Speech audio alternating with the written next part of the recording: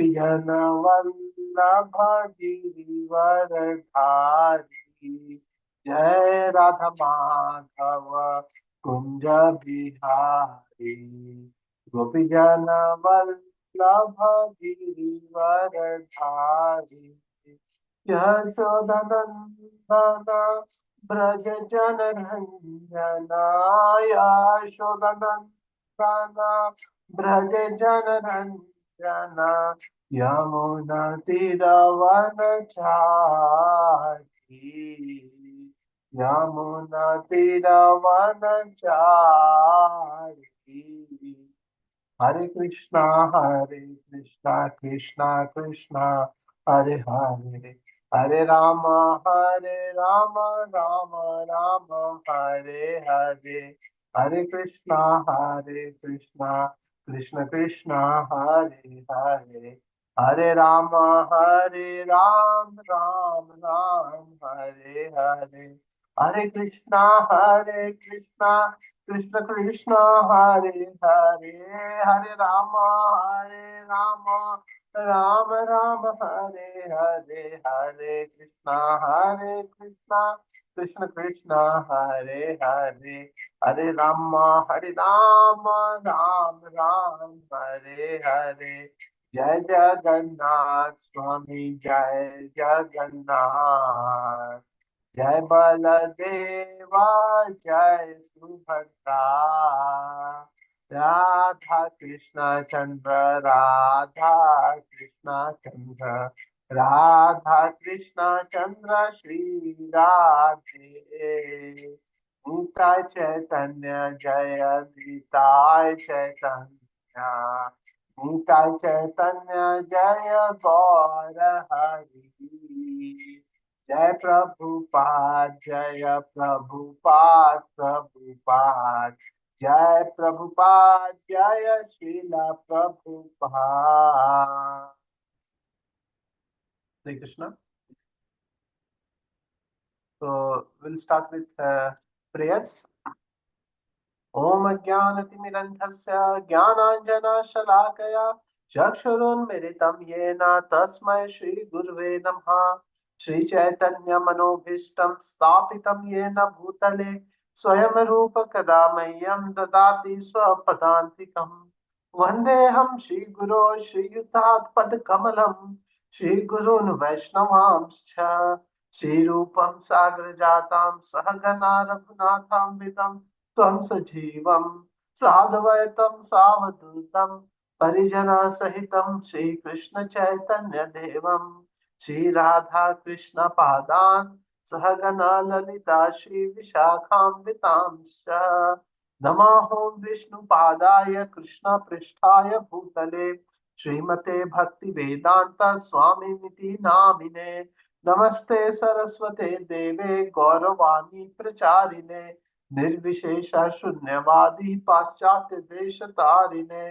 नमो महावदन्याय कृष्ण प्रेम प्रदायते, कृष्णाय कृष्ण चैतन्य नामने गौरतिसे नमः। हे कृष्णा करुणा सिंधु दीनबंधु जगतपते, गोपेश गोपिका कांता राधा कांता नमोस्तुते।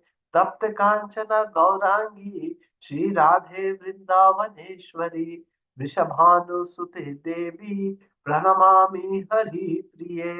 नीलाचल निवासाय नित्याय परमात्मने, बलभद्रा सुभद्राभ्यां जगन्नाथाय ते नमः।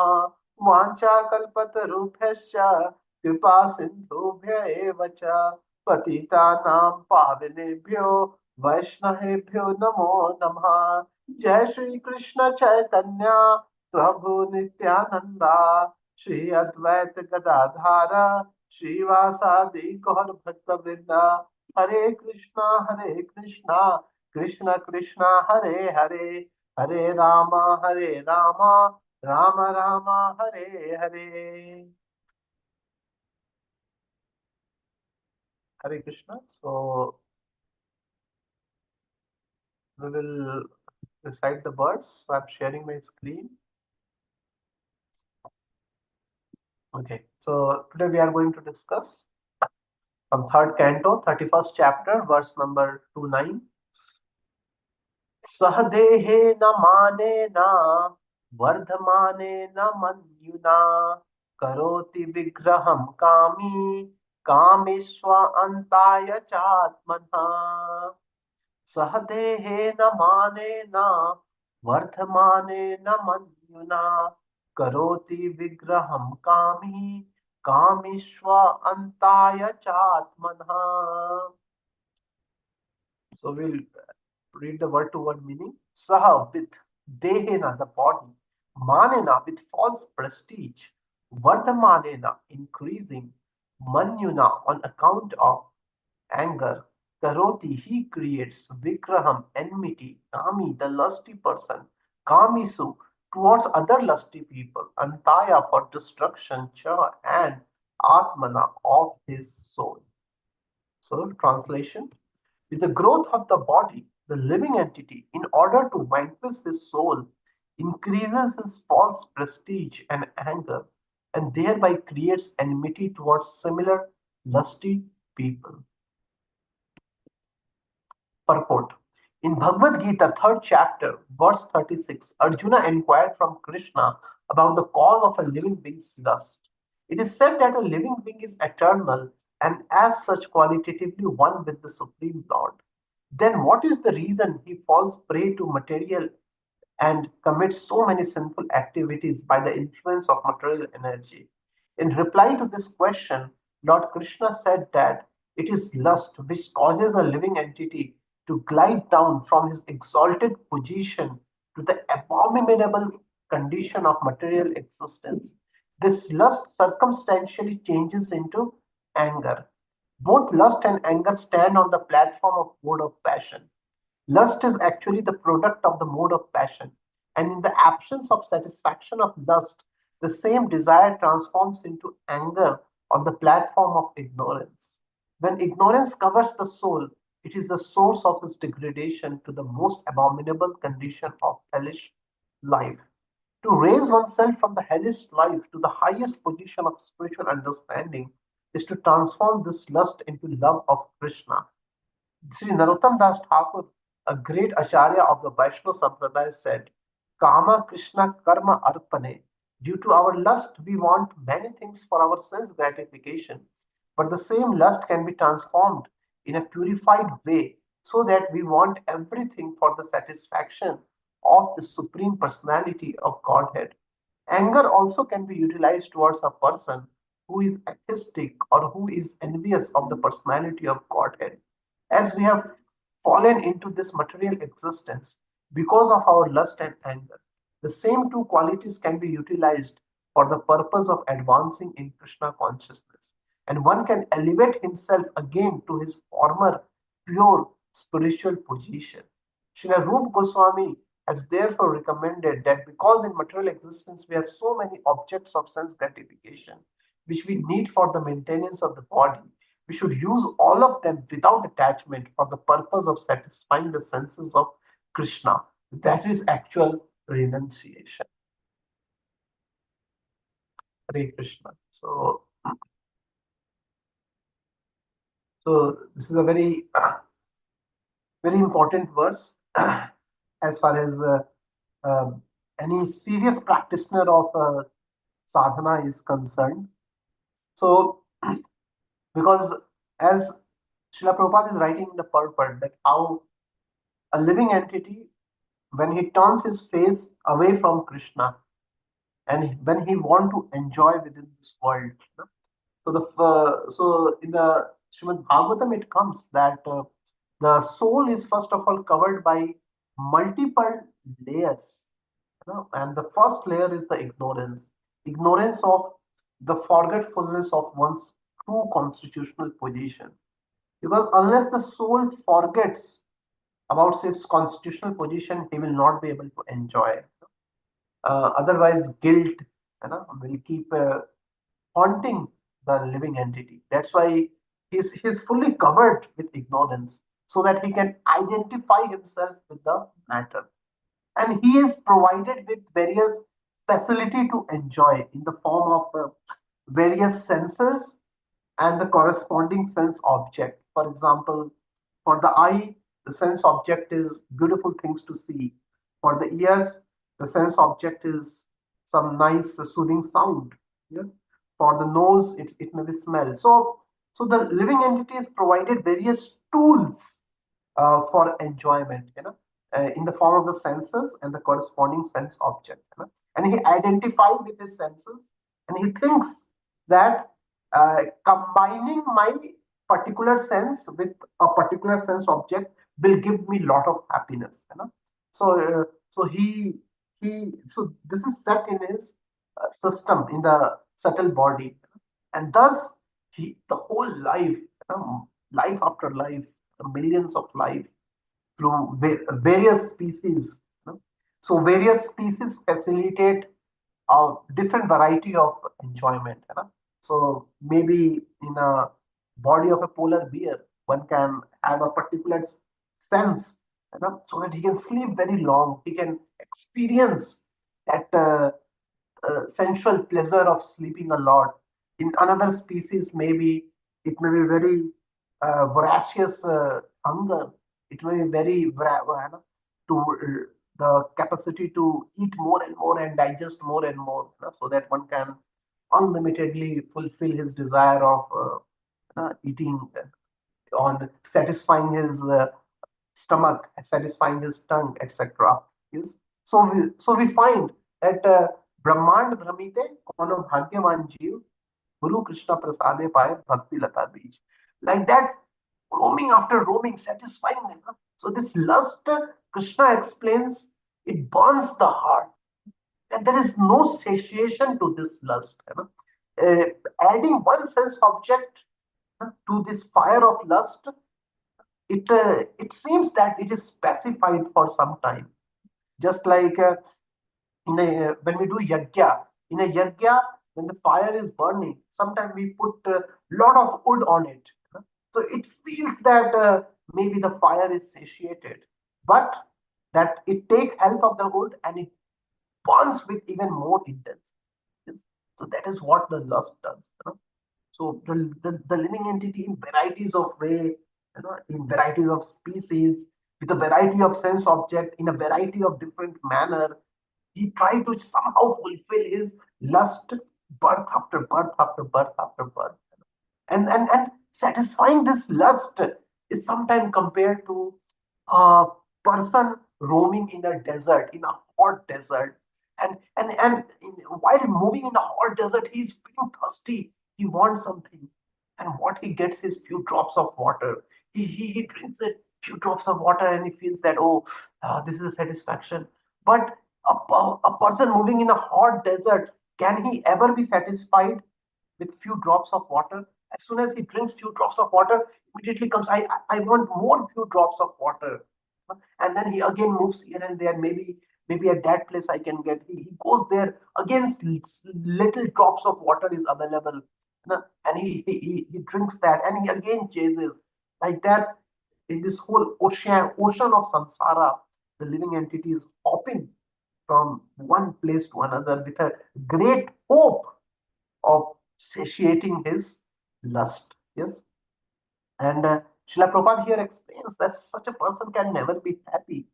He gets envious. So what is the problem with this acquiring this sense object? Whether we acquire it or we don't acquire it, in both ways it is miserable. Yes. So it is said that if we acquire some sense object, if we acquire something which we desire in our heart, immediately it leads to intoxication. It leads to pride. Yes, a living entity um, is he want to show it off. Oh, see, I have got this sense object, and now he show it off. He's just intoxicated, and in case he doesn't get a desired sense object, then he starts envying others. Oh yes, this much. I don't have this much. I will also show him. It leads to lamentation. Why I don't have? Maybe I should try in some other way. Why only he has? It leads to envy. So if we get it, it intoxicates us, and if we don't get it, it puts us into mode of lamentation, in the in the mode of envying others, in the mode of inferior complexity, etc. Yes. So this is the very, very precarious condition of a living entity in this world. Yes, very, very precarious. Just like sometimes, uh, uh, as an adult, when we see a child, how he is yearning for small, small chocolates.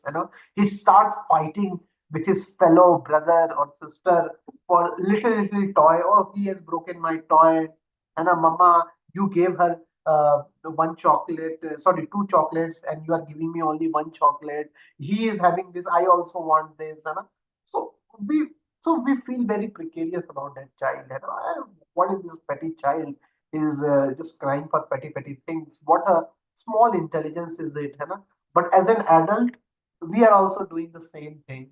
Only the sense objects change. Though only um, the pursuits changes, but the principle remains the same. So now we are going to read something from Srimad Bhagavatam and Bhagavad Gita on on what is the effect of lust, how it blinds us. So one of the very uh, prominent effect of lust is that it blinds us from the spiritual pursuit. It completely blinds us on who we are. It engages us so much into pursuit of sense pleasure that our whole energy, our whole time, our whole endeavor just flow into that direction. From morning, a person gets up, the first thing comes to his mind, oh, I have to run to job. What about my promotions in job? When is the next hike in the job? And then he comes back, oh, I have to purchase new house. This house is not good. And then the wife and children, they are having their own demands. Oh, I have to fulfill that also, this also. There is so much of competition in this world. Oh, the neighbor has purchased this car, that car. Fully busy, fully occupied. So there's no conception of spiritual pursuit. And even if he has some religious thoughts, because of his parentage, because of his some good pious activity, it is just meant to satisfy that lust.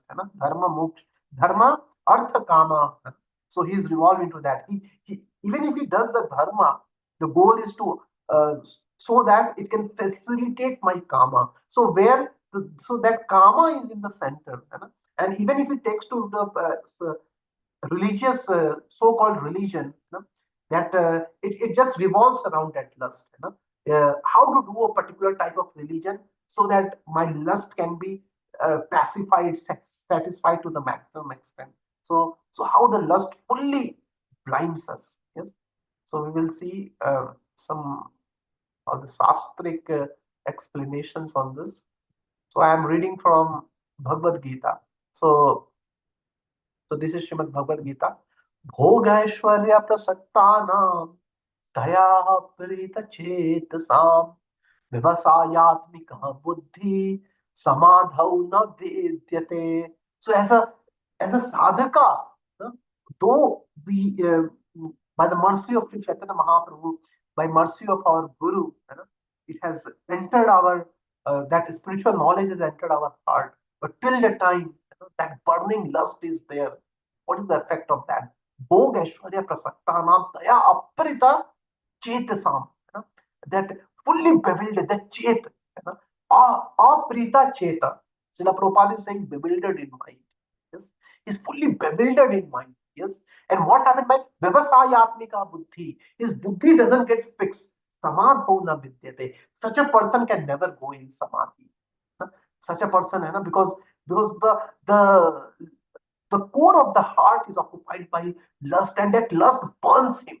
Now, for example, I am sitting and giving the class, and in within my shirt, within my sweater, suppose one small ant it enters, and it's just roaming in my body from here to there.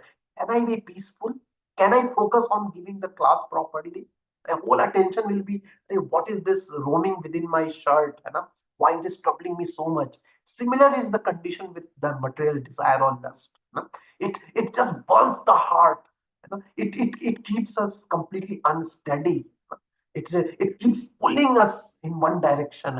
You go and satisfy this desire. I want this sense object, I am thirsty for this, that, and such a person, how he can focus his mind on Krishna, how he can go in samadhi, even if he will do chanting, even if he will do spiritual life, it will be a very, very superficial, it will be very, it will be very shallow.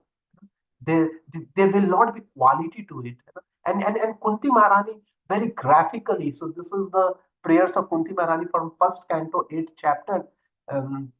Where Kunti Maharani very graphically answers ki what happens to such a person. Janmeshwarya Shruta Shri Bhir Edhamana Mada Puman Nevarhati Abhidhatum Vai Twam Akinchana Gocharam.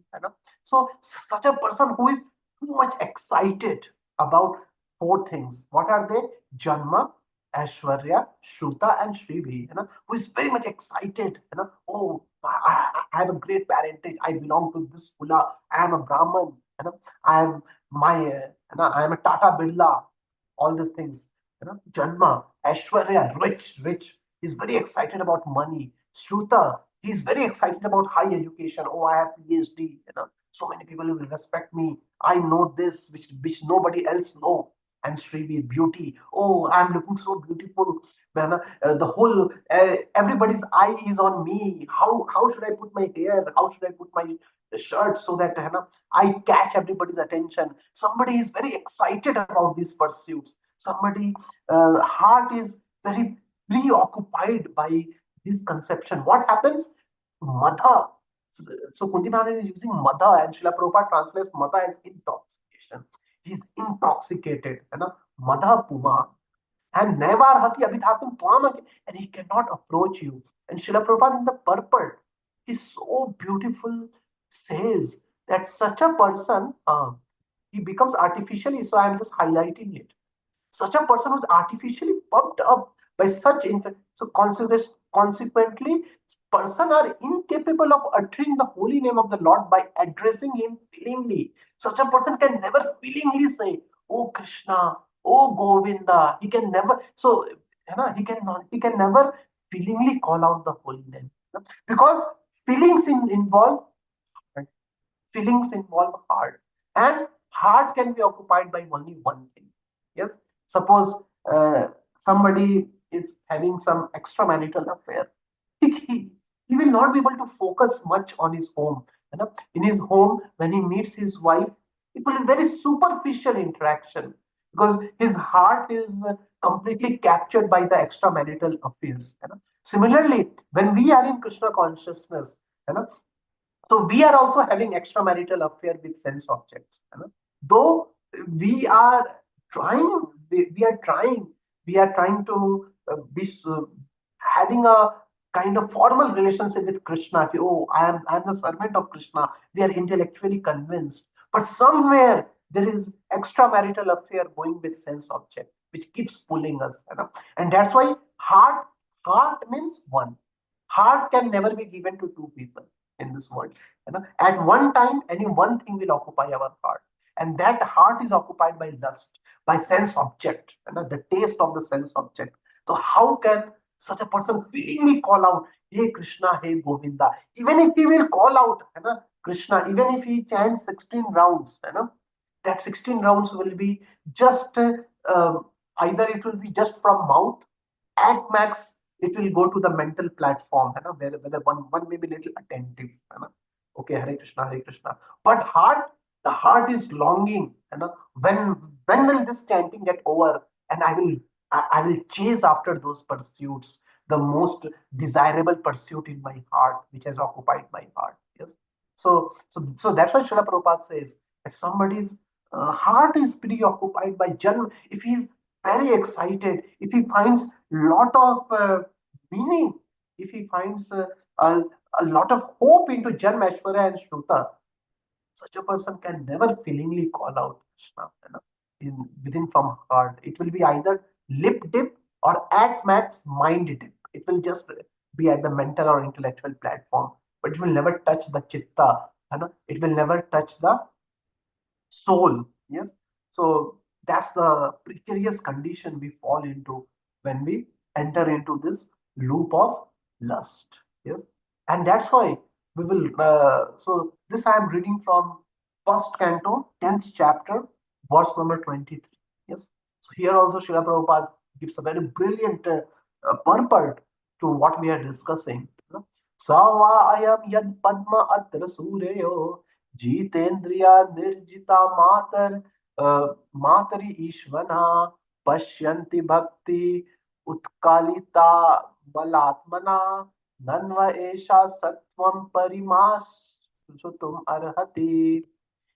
So here is said that the ladies of Hastinapur, this is the prayers it is offered by them. They say that when Krishna is departing from Hastinapur to Dwarka, the ladies are praying. He is the same supreme personality of Godhead, whom the great devotees or yogis they achieve after complete clearance of their consciousness. It's not so easy to achieve. He is sitting as a Paramatma much, much within the layers. We have the layer of senses, layer of mind, layer of intelligence, a thick layer of ego.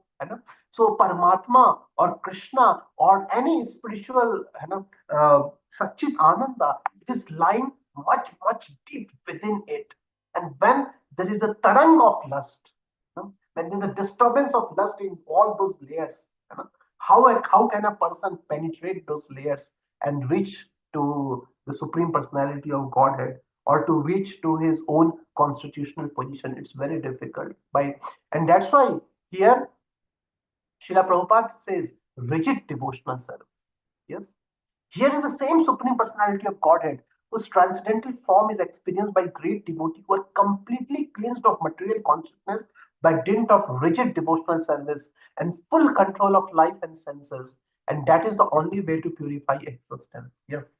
I will just read the purport because purport is very, very important to our today's discussion. As it is stated in the Bhagavad Gita, the Lord can be known by his real nature by dint of pure devotional service only. So it is stated here that only the great devotees of the Lord who are able to clear the mind of all material dust. Yes. So all that's why Cheto Darpana Marjanam. You know? When the mind it is infused by suppose if I have a glass, if I have a transparent glass, and on that glass there is a red color, green color, pink color, all this. Can I see through those glass? Even if I see, it will look reddish. If the glass is red, it will look reddish. If it is green, it will look greenish. I cannot look through that glass properly. And even if I look, that image is actually manipulated image. I am not able to see the clear picture. Yes, so it's not so easy. So similarly, when the layer in which we are tied, so it is said that mind is the transparent glass through which we can see through the anything. But when the same mind, which is like a glass, is tainted by lust, lot of colors are put on it, the lusty colors. When we try to see through it, everything will look blind. We're just blind to what is beyond the glass. We cannot see what is beyond the glass. Our world just becomes that colored glass. We are just living in the reddish glass. Lust, sense object, you know, and and that becomes our life. We are fully spiritually blind. That's why to see Krishna clearly, to experience spiritual objects, the spiritual processes very attentively, we need the stability of mind from the lust. We need the clearance of that glass. Cheto darpana marjana. That's why Sri Chaitanya Mahaprabhu is saying, we're able to clear the mind of all material dust by rigid devotional service, can experience the Lord as He is. Jitendriya means one who has full control over the senses. The senses are active parts of the body and their activities cannot be stopped.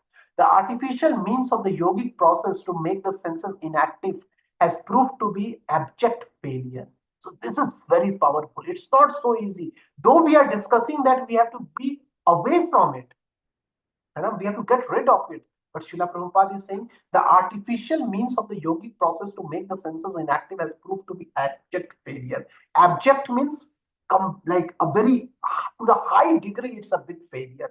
Even in the case of great yogis like Vishwamitra Muni, Vishwamitra Muni controlled the senses by yogic trance. But when he happened to meet Menaka, he became a victim of sex, and the artificial way of controlling the senses failed. But in case of a pure devotee, the senses are not at all artificially stopped from doing anything. So this is very powerful. Okay. So Srila Prabhupada is here giving the way out. He's saying that because okay, I have lust. So what to do? Should I stop doing everything in this world? Should I just become idle? Because if I do anything immediately, the enjoying mentality will erupt from my lusty mind. So what to do? So Srila Prabhupada is saying, in case of a pure devotee, the senses are not at all artificially stopped because senses are meant for engagement. Senses are given for engagement. How can the just like constitutional nature of soul is to serve, similarly the constitutional nature of the senses is to be engaged. How can somebody tie? Suppose somebody has a baby, and he cries a lot.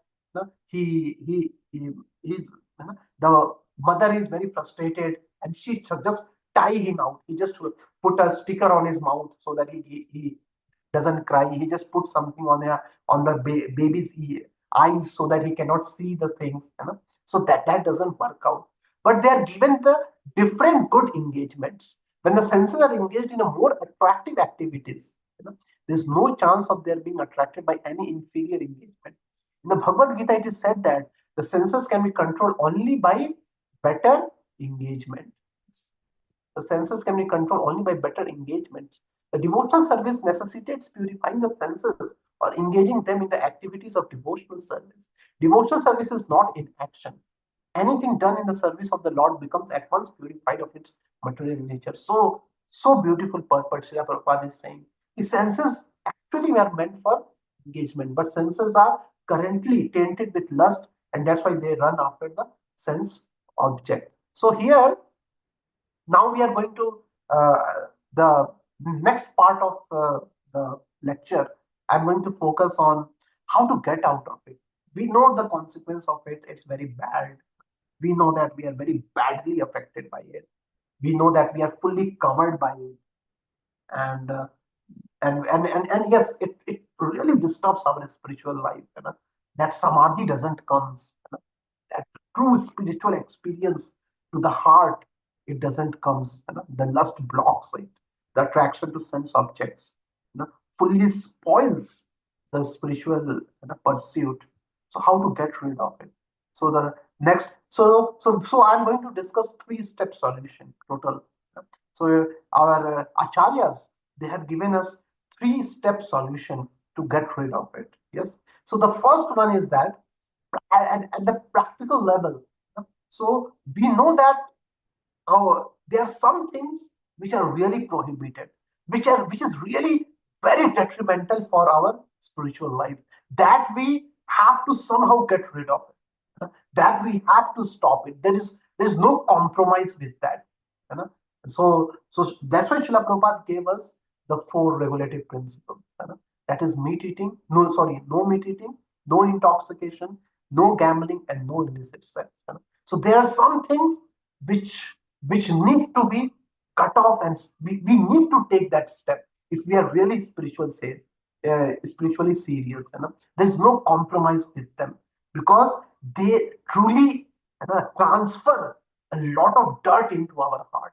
It truly disturbs our mind to such a great level that there is no way out. So such activities must be stopped. Yes. And then the second step is that in general, whatever our demand of the senses are there, if we can make sure that we supplied the prasad of Krishna to those senses. Suppose that there is a great demand of tongue to eat, to taste. So it can be in the form of a Krishna prasadam. There is a great desire to go to some place to spend some time. So that desire can be transformed into going for a spiritual picnic. We can go to some nice sightseeing and everything, but at the same time, one can make it spiritualized by going with devotees. Yes, one we need some social emotional support. We need some social circle. So that social circle can be created by the presence of the devotees. We can make some devotee as our lifelong friend. We can make some devotee as that person with whom we can share our innermost heart, with whom we can sit and spend some time. So the first solution is there will be some things which uh, doesn't we cannot compromise with. They are really bad for our the Krishna consciousness. So that we have to throw their minds away as much as possible. And there are other things, which can be spiritualized, which because senses cannot be fully stopped. Yeah? So we can provide them with the prasad of Krishna, because that will gradually purify us. And the third step solution is that while we are doing the first two, we have to increase our taste for hearing and chanting. We have to increase our spiritual taste. We have to increase our spiritual momentum as much as possible. Because gradually, when we build up the spiritual potential, when we build up the spiritual uh, power, in the long run, that spiritual strength will only completely conquer over the lust fully and just rip it out from the very root. Yes. So I will again repeat the three-step solution. Some things which are prohibited, something which are really sinful, which really covers the soul like anything, such things should really be stopped. you know. The other sense engagement, as far as possible, can be spiritualized. For example, some, as I gave example of for the tongue giving the food, for our social circle, we can have devotee friends, etc., etc. Yes. And the third is, and that's the ultimate solution. While we are doing the first two, we have to keep building up day after day by engaging more and more into Krishna consciousness, spiritual taste, by occupying our heart more and more with Krishna, Krishna Katha, Krishna Nam, Krishna Leela, Krishna Gun, and that will ultimately conquer over the lust. So even Bhakti Vinod Thakur in Sri Harinam Chintamani, he says that when a sadhaka takes to chanting, so there are three obstacles in chanting, he tells. So one of the first obstacle is asadhina. So so he says that because the sadhaka's mind from many previous birth has been covered with so many impressions. So when we take to the chanting of the holy name, that holy name is not able to penetrate through those impressions. We are chanting Hare Krishna, Krishna Krishna, Hare Hare. But what pops out from the mind is just the sensual thoughts. Yes, it is just the example of YouTube. For example, we as soon as we open the YouTube, yes, we because we have seen so many other videos from before, because we have seen so many serials, movies, songs, so many other materialistic things. As soon as we open YouTube, and even when we want to type the spiritual lecture, because so as soon as we open YouTube, what pops up is some recommendation. Please hear this new movie. Please hear this new movie song which has come in the market. Please hear this news. Why? So is YouTube partial in doing it? No. YouTube runs YouTube's recommended videos depends on what type of videos we have seen earlier. So if we have seen a lot of materialistic videos, as soon as we will open the YouTube, what will come out is those videos. And as soon as we start watching spiritual videos, the next time when we open, so maybe out of 10 recommended videos, we may have let's say 8 materialistic video and 2 spiritual videos. Then we keep seeing more and more and more spiritual video. So next time when we open YouTube, maybe there can be 6 materialistic video and 4 spiritual video. We have improved. Gradually, when we stop watching materialistic video and keep watching spiritual video more and more and more and more, a particular time will come when there will be a reversal. There will be 2 3 materialistic video and maximum will be spiritual video. Lecture by ISKCON, this one, Mangal Aarti at ISKCON Vrindavan. Please watch this. A new lecture uploaded. This Maharaj has gone to this country. Please see the all. So all these things will start coming in the. So similarly, Bhakti Vinod Thakur says, initially when a sadhaka is trying to chant, so yes, the holy name is entering in his mind, but maximum of the mind is covered with sensual impressions. Yes, and that's why holy name doesn't make much sense to the sadhaka. Yes, and that's why he says it's technically called as indifference. A sadhaka is indifferent to the holy, because what predominates his mind is the previous sensual impressions. Yes? And that's why Bhakti Vinod Thakur says, in order to get rid of those sensual pleasure, that lusty desire which has occupied our heart, yes, he recommends that initially a sadhaka has to make a great struggle to get rid of all those things. So the first is, of course, to not accumulate more impressions. And the second Bhakti Vinod Thakur recommend is that a sadhaka should increase his spiritual environment. Sometime a sadhaka should go and associate. He should go to a holy dham, because in holy dham there is lot of spiritual pressure. So though our mind is having a lot of sensual covering, but the dham is having so much of spiritual pressure that that pressure somehow injects holy name within our heart, and we get little higher taste. So Bhakti Vinod Thakur says initially it will be difficult on our own to get that higher taste, to penetrate the holy name through the sensual layer. And that's why he says increase the, so just like in the body when the doctor injects the fuel, so the medicine, the injection, so the syringe is there. What the syringe does, it increases the pressure. So similar way, Bhakti Vinod Thakur recommends initially a sadhaka should increase the spiritual pressure, which will push the holy name within us. When there is lot of association, so that huge association, oceanic amount of devotees around us, they push the holy name within us. And although having a sensual impression, although having a lusty outlook in the mind, we get the higher taste. So Bhakti Vinod Thakur says to observe Ekadashi. Why? Because Ekadashi is Bhakti Janani. So Bhakti Janani means it is the root, it is the source of pure devotional service. So a sadhaka must observe Ekadashi very seriously, because on the day of Ekadashi, when we don't eat, whatever we want to eat, when we stop our, reduce our materialistic activity, on the day of Ekadashi also a sadhaka can penetrate through his sensual impression, and he can get the taste of the holy name. So this is the solution which Bhakti Vinod Thakur. He also recommends chanting in front of Tulsi, because Tulsi is another personification of spiritual potency.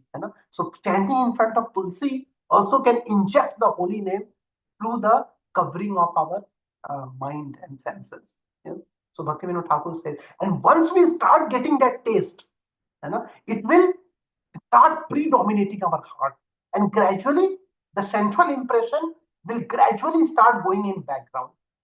It will start getting reduced, predominant. And then a particular time will come when our heart, because as I told before, heart can be occupied by only one thing, no two things. Either one is chaste to his own wife or husband, or one's heart is occupied by some extramarital affair. A person in extramarital affair, he cannot be truly be loved to his wife. He truly cannot say that I love my wife, because his heart is captured by somebody else. In the same manner, either it is sensual object or Krishna. So gradually, when we install Krishna, when we get little taste of Krishna consciousness, through this spiritual pressure which we create around us, so gradually our heart will resonate with spiritual potency, and those spiritual potency will build, and then it will throw away all those material impressions gradually. So this is the solution which Bhakti Vinod Thakur gives in Sri Harinam Chintamani. Yes? So recently we had a very beautiful seminar by Ram Bhadra Priya Prabhu in temple on Harinam Chintamani. So Prabhuji was telling how all these solutions given by Srila Bhakti Vinod Thakur. Yes, and that's why Sri Chaitanya Mahaprabhu's movement is very special in this sense, because what is the one great advantage of Sri Chaitanya Mahaprabhu movement? Chaitanya Mahaprabhu, in the beginning stage only, he injects a very higher taste into our heart, yes, which is very difficult to get. Sometimes, because we are sitting in a very closed room, it is very difficult to access rain. But what Chaitanya Mahaprabhu does is that he he builds some crack in that roof. Suppose I am sitting in a room. What's happening beyond the room? I'm very away from all the atmospheric phenomena, rain, sunshine. But what Chaitanya Mahaprabhu does, he builds a crack in that roof, so the little drop of that Krishna prema, that higher taste can. So even a sadhaka, even a neophyte can experience that little taste of Krishna consciousness. And that's why Srila Prabhupada, when he went to Western country, those hippies, what Srila Prabhupada did? Srila Prabhupada, through his, because Srila Prabhupada is like a powerful spiritual potency. Srila Prabhupada is bhakti person, he was bhakti personified. So Srila Prabhupada's presence, it pushed that spiritual taste through the thick layer of hippie sensual. So hippie's mind was like a thick sensual layer.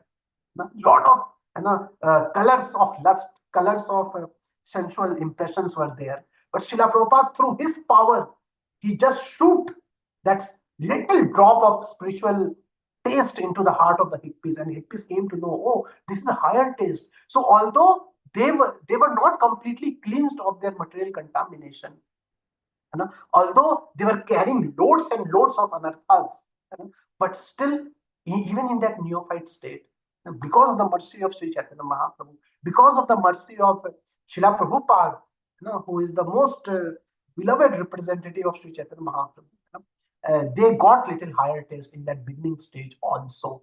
Yes, and Srila Prabhupada writes in the purport that this love of Krishna, this feeling of Krishna, can only conquer the lust. So the solution of lust is love. That's the ultimate root solution. So the more we increase our love to Krishna, so gradually, so what is lust? Lust is the perverted reflection of love. Because in absence of, so for example, if a person is hungry, suppose if I've eaten my breakfast properly, so for the lunch, I will, I will be, suppose lunch is 1 hour late also, I can wait proper. I will wait. Even if the lunch doesn't have lot of items, it's okay. Maybe I will take the dinner. But if suppose the breakfast is not given properly, a person has not eaten the breakfast also. So for the lunch, he is really hungry. The rats are jumping within his stomach, and he is very angry. Why this lunch is late for 1 hour? And maybe some dry chapati is there, which is left of the morning. He will eat that also. Why? Because he is hungry. But so same thing happens. Our heart is satisfied with love. So love is the actual need. But in the absence of love, that same love transforms into lust, just like the person who has not got a proper breakfast. So in the lunch he becomes lusty, because his heart is, because his stomach is empty. Yes? So love is the actual demand of the soul. But in absence of love, when the love is covered by the layers of ignorance of material elements, so that same love expresses in the form of lust, to enjoy, to manipulate matter, to control people, to have a proprietorship, to have some sense of influence, prestige, all these things, And so this is a special mercy of Sri. So it's up to us. So Srila Prabhupada has given us all that facility, spiritual facility. So yes, on our own we are very weak. On our own we are very incapable of conquering this huge burning lust. It is insurmountable.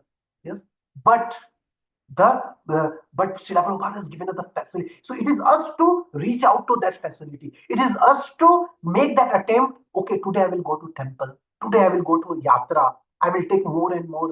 So it is us to accumulate that spiritual pressure around us, so that by their mercy, even in our conditioned state, some spiritual taste, some Satchit Ananda element can be penetrated in our heart, and we can get little experience of it, and then we can build upon those experience, we can build upon that little gift we get, and then we have to gradually work on it, nothing in this world is so easy, even to get a job it's not so easy, married life it's not so easy, raising a child it's not so easy, so why we expect the spiritual process to be easy, people in this world are ready to endeavor for everything, but when it comes to spiritual life, we want some shortcut, or we want to do it without much endeavor.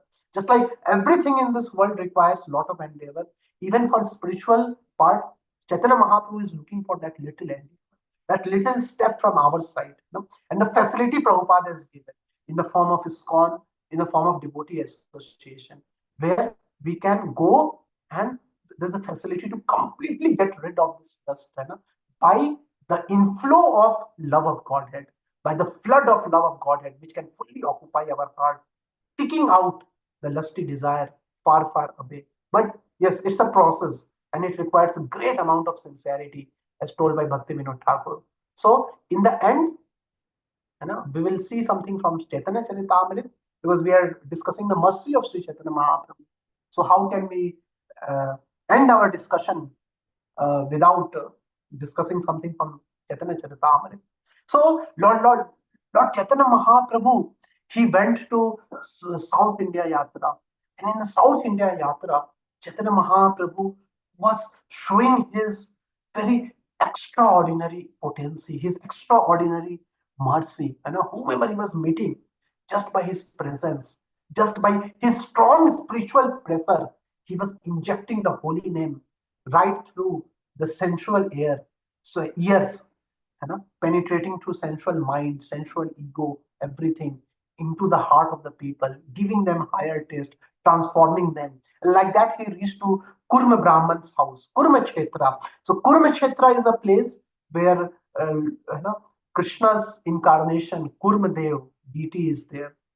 And there, while Chaitanya Mahaprabhu was glorifying Kurmadev, while Chaitanya Mahaprabhu was dancing for the pleasure of Kurmadev, while Chaitanya Mahaprabhu was going into ecstasy by remembering the image of the deities of Kurmadev.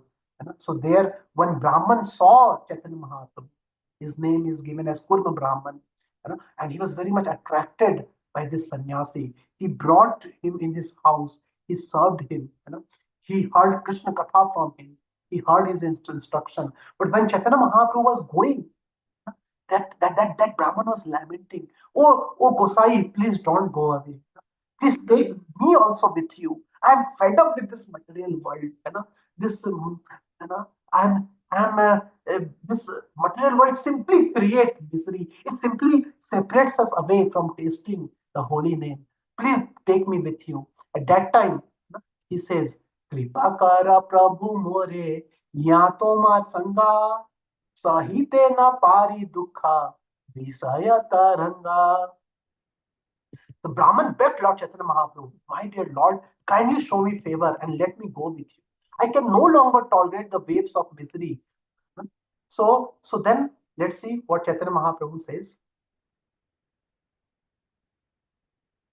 So Prabhu kahe aiche bata, kabhu na kahiba, grihe rahi Krishna nama, nirantara laiba. So Prabhu kahe aiche bata, kabhu na kariba. Prabhu told, you don't speak like this. Grihe rahi, stay in your griha. Krishna nama nirantara laiba.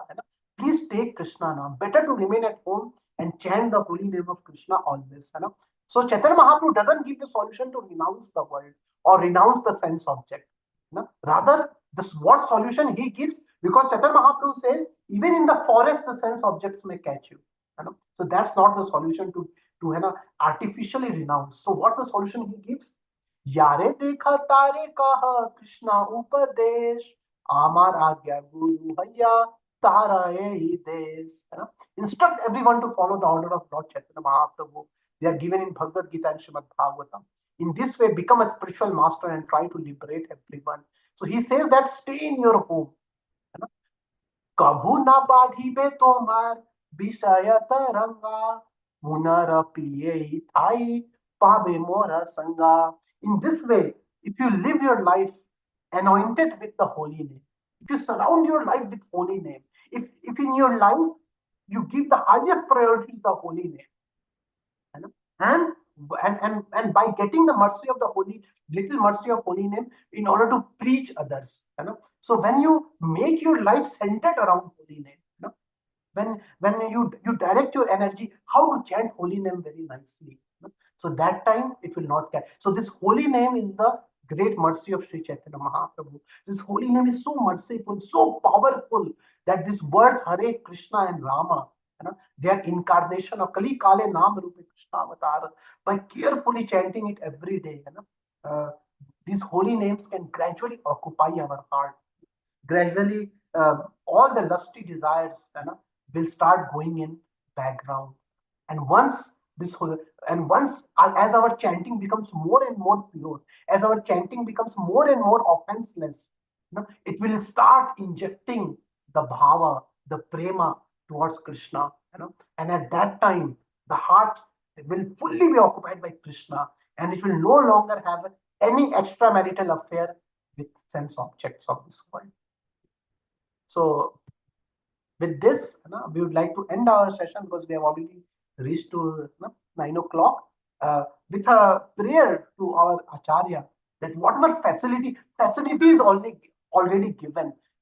Sangha is there, all spiritual. If we are not able to do it ourselves, that helping hand is there. But now it's up to us how much we utilize that helping hand, how much we run towards that helping hand, how much we beg the mercy, of devotees and the facility, that I want to get rid of my lust. Please help me. Please, please help me to get more and more spiritual experiences. So now it's up to us to utilize it. Our acharyas and Sri Chaitanya Mahaprabhu have already done their own.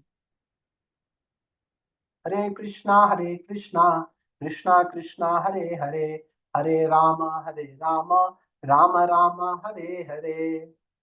So with this, we end our session for today. If anybody has any feedback or anything they want to add, they can do it.